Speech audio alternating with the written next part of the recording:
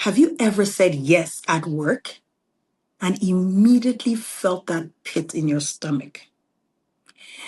You knew you didn't have the time, you knew it wasn't aligned, you knew you were already stressed in, but you said yes anyway.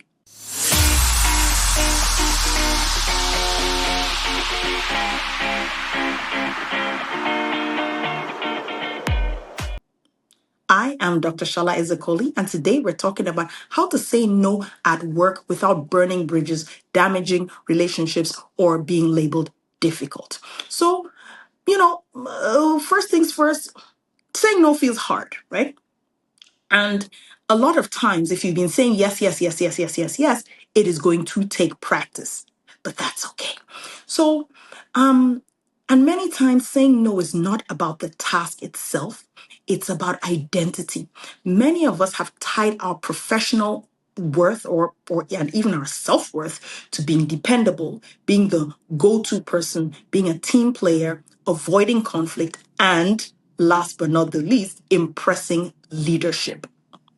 So when a request comes in like that, yes becomes automatic, the knee-jerk reaction without you even thinking about it. But here's what chronic yes, yes, yes actually leads to. It leads to burnout, it leads to resentment, it leads to decreased performance, and eventually it will damage your credibility. Story from my life. There was this gentleman, lovely gentleman. He used to say yes to everything. Anytime somebody asked him to do something, pick them up, help them move, help them pick, he was always there. But what would happen is that he would then fill his day with so many tasks for so many people that person A, he wouldn't have finished the task for person A, person B will be waiting for him, and then he will be late for that, and even later for person C. In the end, he looked like an unreliable person. But if you look behind the scenes, all he was trying to do was help people. So here's the thing. When you say yes to everything, your reputation is slowly being undermined. But here is what saying no actually does. Saying no creates sustainability in your capacity. Boundaries are not walls, they're clarity. Because a thoughtful no tells people, a thoughtful no, or as I put it, a strategic no, tells people you understand your capacity, you manage your priorities well, you care about quality, and you communicate like a leader. That is not a reputation risk. That actually builds your reputation. Actually gave a TEDx talk about the strategic no. So let's just say that I'm pretty well versed in this. So now to the hard part, how to push back respectfully. Now, some caveats. First off, realize that if you've been saying yes the whole time, when you start to say no, people will push back. That's just the way it is. Number two, if you're too scared to start putting boundaries in place and saying polite, strategic no's, if you're too afraid to do that, eventually all your yeses are going to overwhelm you. Now, the third caveat is that there's no guarantee that you're not going to keep being inundated with requests. But if you never say no, it is guaranteed that you will keep and you will continue to be inundated with requests. So, first off, this is a simple structure that you can use in most workplace scenarios. And the first thing you want to do is you want to acknowledge the request, right? Everyone wants to be seen. Everyone wants to be heard. Thank you for thinking of me for this project, right? Acknowledge. And then you want to go into your current state of your capacities, priorities, timelines, etc. I'm currently at capacity with priority A or committee B and deadline C. So now you're making it something contextual and not personal. Now, so you can go ahead and offer an alternative or partial solution, so that you still continue to be collaborative, you care about it, you just can't take this on right now. Maybe you can say, I can help you review this, or we can loop in Steve, or I won't be able to chair this committee or this task force. However, I'll be happy to co-chair if Susan will chair the committee or task force. So you're, again, you're acknowledging the request, you're stating your capacity, you're offering a solution, and keep your tone clear, firm, professional, and no need to over explain. So you've not even, in this instance, you didn't even use the word no, but you were clear in what you're available to do. So, practically speaking, some professional turn of phrases that you can use. I don't have the bandwidth for this at this time. I have another scheduled appointment. I'm at capacity with my current priorities and wouldn't be able to give this the attention it deserves. Given my current deadlines, taking this on would compromise quality. This falls outside my scope, but I'm happy to point you to the right person. I can do this, but not on that timeline. Here's what I can commit to. To be able to meet that deadline, I'd have to shift priorities. What should take precedence, especially if it's a boss? If it's just if you need time to think about it, maybe you can shift things around. Let me review my workload and get back to you by end of day. I want to respond thoughtfully. Can I circle back?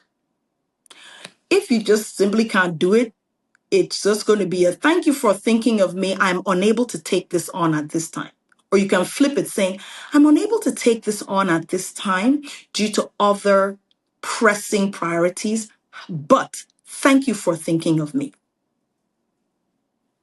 You can even leave yourself open to other projects in the future with that sort of language. So there you barely even used the actual word no, but you were clear in your communication, you were firm, and you were polite.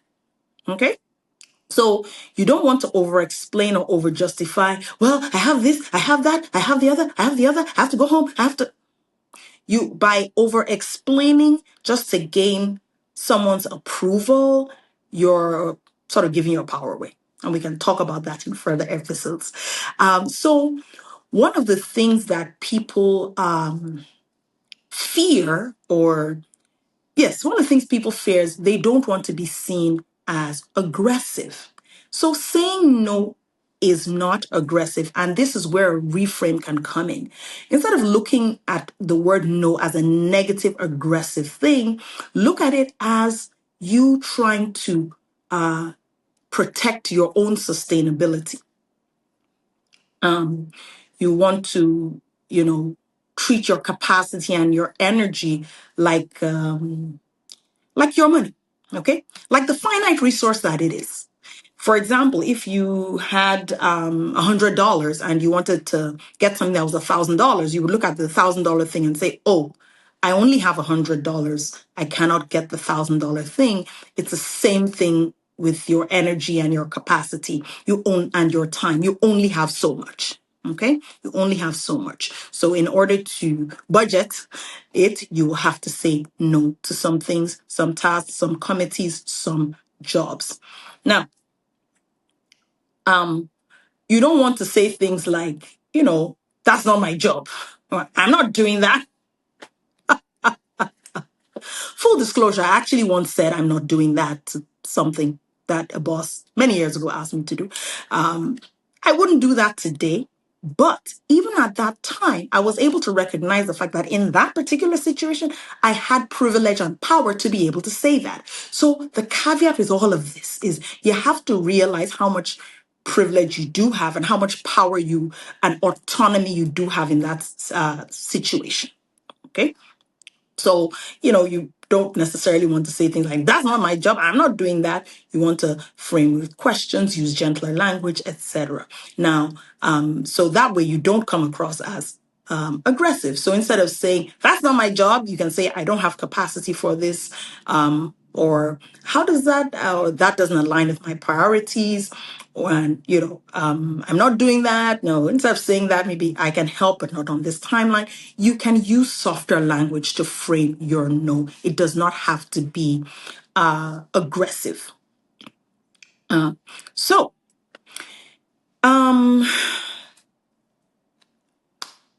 People think that saying yes makes you valuable. But, well, saying yes to everything makes you look overwhelmed, disorganized, and unable to prioritize. Like you look like you're running around like a chicken with its head cut off. It does not look good. But saying no clearly and respectfully signals that you have strong self-management skills, good judgment, emotional maturity, and, leadership. It points to leadership skills.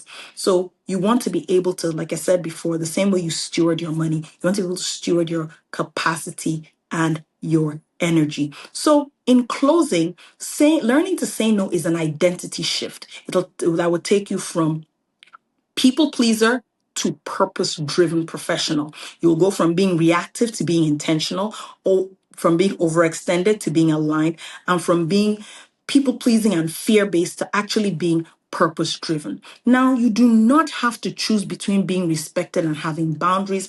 In fact, people that say yes to everything, they're not often respected or even liked. They're just sort of used as the low hanging fruit. Oh, that one will say yes to anything. So, people who have boundaries are actually respected more than those who don't. So yes, you can be respected, you can have boundaries, and your strategic no today protect your energy, protect your performance, protect your future opportunities.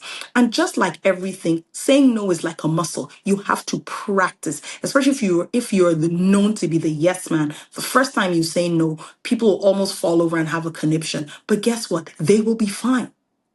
They will be fine. It's not your job to manage people's feelings about the no's that you have to say. And the more you practice, the more natural and liberating it becomes to say no to things that are truly misaligned and you truly do not have time or capacity for. So here's the thing. If this episode resonated, please share it with somebody who needs permission to stop overgiving and overfunctioning at work and in life. And as always, protect your peace, steward your capacity, and lead from alignment. This saying no will help you do all of these. Thank you very much for listening and watching, and I will see you next time.